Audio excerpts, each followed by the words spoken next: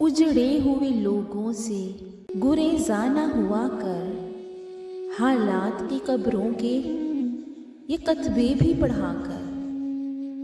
کیا جانیے کیوں تیز ہوا سوچ میں گم ہے، خوابیدہ پرندوں کو درختوں سے اڑا کر۔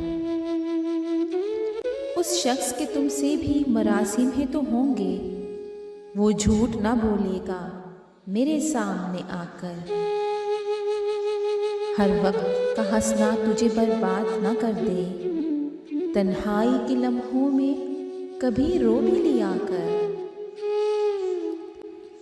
وہ آج بھی صدیوں کی مسافت پہ کھڑا ہے، وہ آج بھی صدیوں کی مسافت پہ کھڑا ہے۔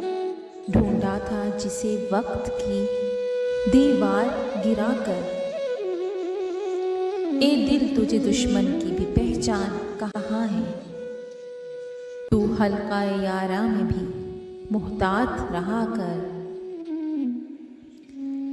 اس شب کے مقدر میں سحر ہی نہیں محسن، دیکھا ہے کئی بار چراغوں کو بجھا کر۔